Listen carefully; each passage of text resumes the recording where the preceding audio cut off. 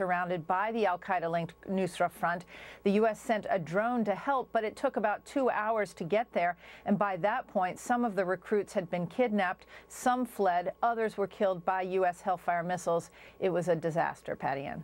So can you tell us anything about these F-16 fighter jets that the Iraqis are flying now? Yes, in fact, remember the U.S. delivered 4 F-16 fighter jets to Iraq in July after facing a setback when its top Air Force pilot, Brigadier General Rashid Mohammed Sadiq, who was training in Arizona, crashed his plane and was killed in June. The Iraqi Ministry of Defense released this video of the first Iraqi F-16s joining the fight against ISIS last night. The arrival of the F-16s has done a lot for morale in the Iraqi military.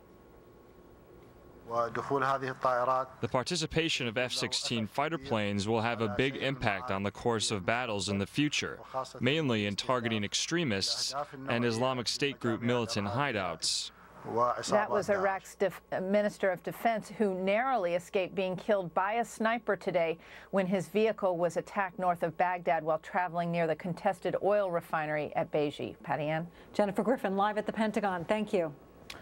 There is a new clue in the search for El Chapo, the drug lord who escaped from a Mexican prison in July. His son tweeting out this photo with someone who looks like he could be the cartel leader El Chapo, along with a location on the photo. But police don't know if that location is real or perhaps a head fake designed to throw them off the trail. El Chapo escaped from his jail cell through an elaborate tunnel and has not been seen since.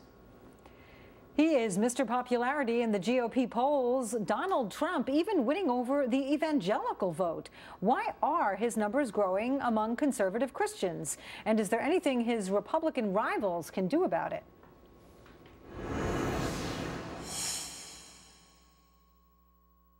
I have moderate to severe Crohn's disease. It's tough, but I've managed.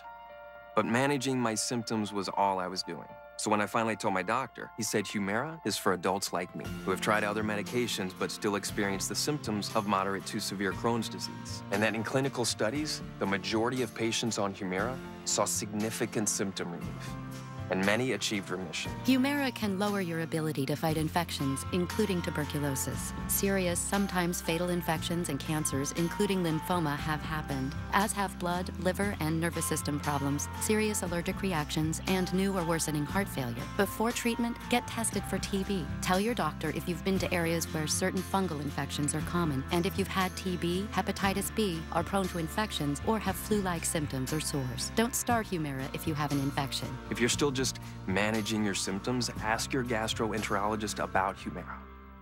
With Humira, remission is possible. Meet the lumberjack whose flannel was out of whack. Freedom to move is what he lacked, even when woodland creatures attack.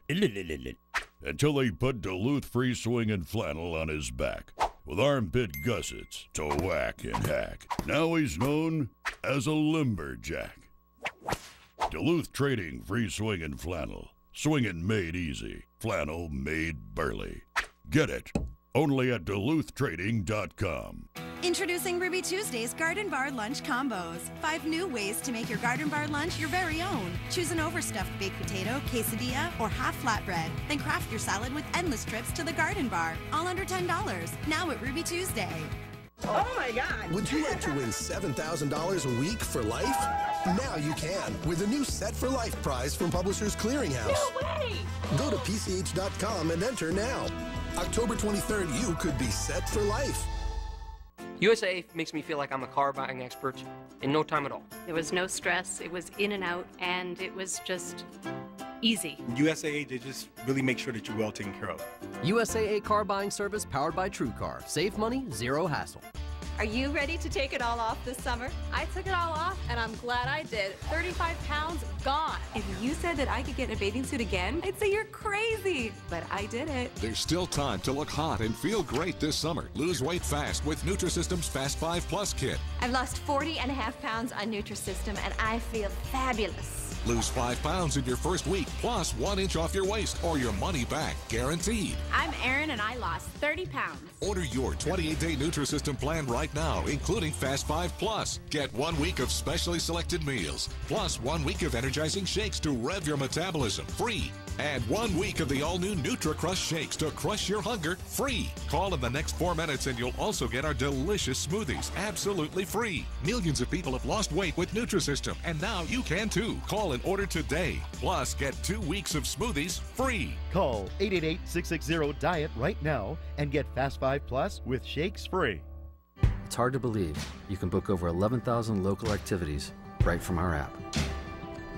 It's even harder to believe it took you this long to come here. Expedia, technology that connects you to the people and places that matter.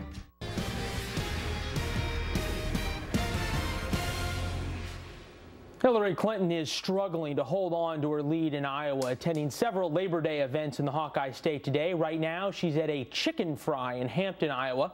But Senator Bernie Sanders is gaining ground on her, as is Vice President Joe Biden, who is not even running yet, and her numbers are even worse in New Hampshire. Doug McElway is live in Washington with those numbers. Hi, Doug. Hi, Leland. This new NBC Marist poll is proof that Hillary Clinton's campaign is faltering, and her handling of the email scandal is indeed hurting her pretty badly. The poll shows that the 10-point lead Clinton held in New Hampshire back in July is now completely erased. Worse for Clinton, Vermont Socialist Senator Bernie Sanders now leads her 41% to 32% in New Hampshire. She still holds the lead in Iowa, but Sanders gaining ground there too. 38% for Clinton, 27% for Sanders, and 20% for Biden.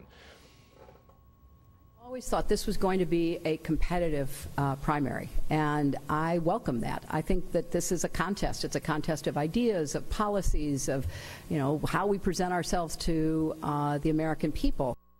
Well, one of the ways that Clinton is presenting herself to the American people is by resurrecting the so-called war on women, citing, among other things, some of Donald Trump's abrasive comments in recent weeks. That is drawing some return fire from a GOP candidate who's rising in stature.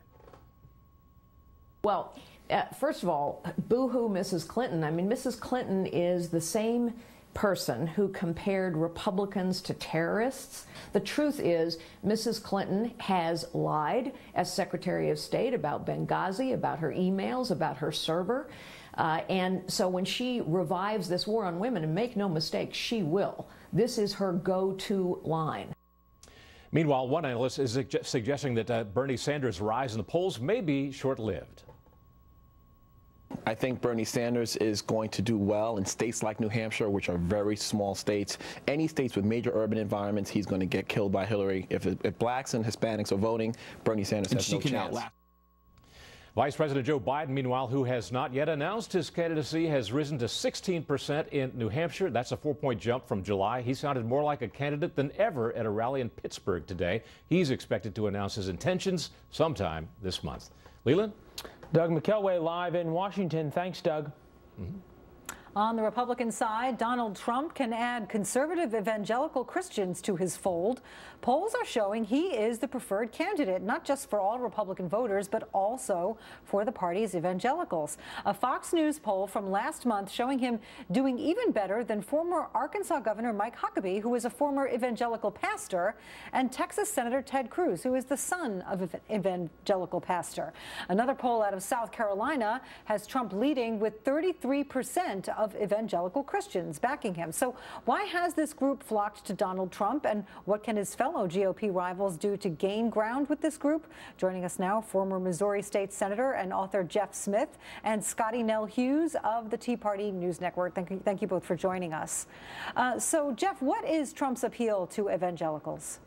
Well, I think evangelicals are really frustrated within the Republican Party and really angry at the establishment. If you look back, from 1968 through 2000, Republicans dominated presidential elections, and then in the last 2 decades, they've dominated congressional elections, in large part by having candidates who promised that they would stop abortion up to 20 weeks, stop gay marriage, stop illegal immigration. And yet, these candidates used Republican grassroots evangelical volunteers to knock on the doors and man the phone banks to make those majorities possible. And yet, when they've gotten into office, they've cut taxes on dividend income, estate taxes, capital gains that have just helped the business class. So I think evangelical Christians feel deceived by the actions of Republican politicians who represent the so-called establishment. Scotty, Jeff mentioned abortion there. Like, that's one issue on which Trump has changed his mind. There are several that would be of interest to the evangelical Christians. How do you account for his popularity with this group? Well, you have to remember what evangelical means. It means that you're zealous in advocating something. And there's nobody more zealous on the campaign trail of 2016 than Donald Trump. And you're seeing the evangelical vote really being the anti-establishment vote. And so what he's saying, while it's not maybe specifics on policy, none of the candidates have necessarily been specifics on policy. And while they're sitting there throwing these darts and these childish little accusations against each other, nobody's specifically listing within their accusations of why that person's not a conservative. So if you're another candidate, the reason why the evangelicals are still lining up behind Donald Trump is maybe they don't understand what his past position has been. But I'll caution you this: don't sit there and hold somebody for their sins of their past if they're willing to work for the future. People trust Donald Trump that they're honestly going to tell them what he wants to do. Even if they don't agree with it, at least they can trust what he's saying. Yeah, Jeff, that's what we keep hearing over and over again. He's a straight shooter. Even on the issues on which people disagree with him, they know that he's being honest with them. He's not going to say one thing and do something else. He is what he is. How can other candidates gain ground against that? I think they're going to struggle to do so. If you look at people like Huckabee and Santorum, who were once the favorite of evangelicals, their performance ultimately, they didn't cut the mustard. They weren't able to win. And evangelicals, if nothing else, I think, in my experience as a politician, they love strength. They want a winner. They don't see in Donald Trump, for example, the Jesus who turned the other cheek. They see the Jesus of Matthew 21, who threw the money changers out of the temple. And I think that's really what's drawing a lot of people to them right now, is this perception that we're going to rebuild the fence, get rid of illegal immigrants, and we're going to be in, the military hegemon that a lot of white evangelicals are looking to see. So, Scotty, do you see Trump being the nominee, or is he going to just kind of wake up the other candidates to what the voters really want, and is someone else going to rise up and fill that void? Well, at this point, he's become Teflon Don for a reason. They've thrown everything at him from the other side, and it hasn't worked. So maybe the idea right now, and you're seeing it with the rise of Ben Carson and other conservative candidates, they're going to maybe possibly try to take him down with some of the people within his own base. Kasich can't do it, Jeb cannot. But whoever is the nominee, they're going to have to get the evangelical vote. 17 million stayed home in 2012. That's more than any other demographic that the GOP continues to talk about. They're going to have to talk to those evangelicals and motivate them to the polls in November if they want to beat whoever the Democrat candidate is. All right, Scotty Nell Hughes and Jeff Smith, thank you both so much. Thank you for having me.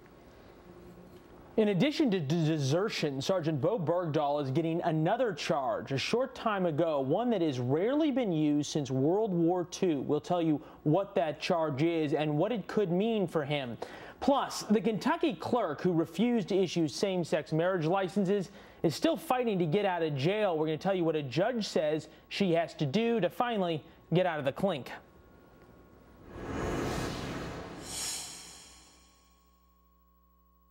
Ancestry has come out with a new version. It literally lays out somebody's life, and then it pulls in historical facts, and then you can add that to your family story. It makes them all seem like real people. It's a golden opportunity to turn every ride into a thrill ride at the Lexus Golden Opportunity Sales Event. Lease the 2015 RC350 for $449 a month for 36 months, and we'll make your first month's payment.